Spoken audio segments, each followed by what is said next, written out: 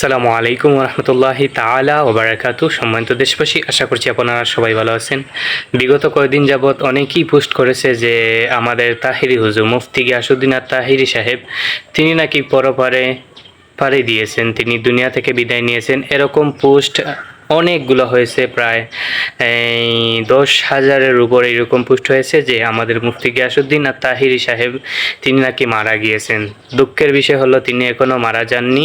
আজ তিনি নিজেই বলেছেন আমি মারা যাইনি। এর মানে তিনি কোথায় ছিলেন জানেন? তিনি ছিলেন যে গুম ছিলেন, যে এতদিন গুমও ছিলেন, যে রাসূল করিম সাল্লাল্লাহু আলাইহি সাল্লামকে অবমাননা করার পরও তিনার কোনো প্রতিবাদ কিছুই নেই। তারপরও তিনি এখন বাহির হয়েছেন, বাহির হয়ে বলতেছেন যে তিনি মারা যাননি। সকলে মনে করেছে যে তিনি মারা গিয়েছেন, আসলে তিনি মারা যাননি, তিনি ঘুমিয়েছিলেন।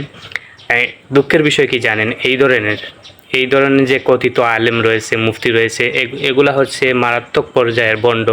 তারা সারা জীবন সুন্নি দাবি করবে, কিন্তু সুন্নিয়তের কিচ্ছু তাদের মধ্যে নাই।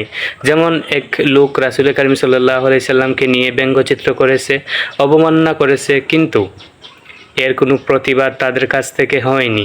এজেন্ট বিশেষ করে মুফতি গিয়াসউদ্দিন আত-তাহিরি, সে মুফতি দাবি করে, আমি তাকে মুফতি মনেই করি না। সে একটা ভণ্ড প্রতারক, সে একজন স্বার্থবান, মানে তার স্বার্থের জন্য যে কোনো কিছু করতে পারবে। কিন্তু এই যে কথিত এক লোক রাসূল করিম সাল্লাল্লাহু আলাইহি সাল্লামকে নিয়ে এত বড় অবমাননা করছে, এত বড় ব্যঙ্গচিত্র করছে, কিন্তু এই কথিত মুফতি গিয়াসউদ্দিন আত-তাহিরির কাছ থেকে একটু পর্যন্ত প্রতিবাদ হয়নি। আপনারাও দেখেছেন সে ঘুমিয়েছিল, কোনো পোস্ট কিংবা কোনো কিছু তার মাধ্যমে হয়নি।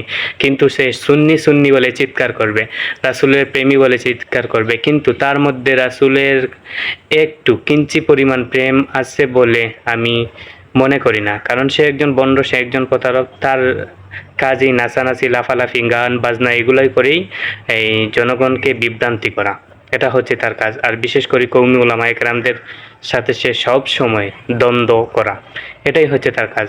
মূলত সে একজন ভণ্ড প্রতারক। রাসূলের প্রেম তার কাছে কিঞ্চি পরিমাণও নেই।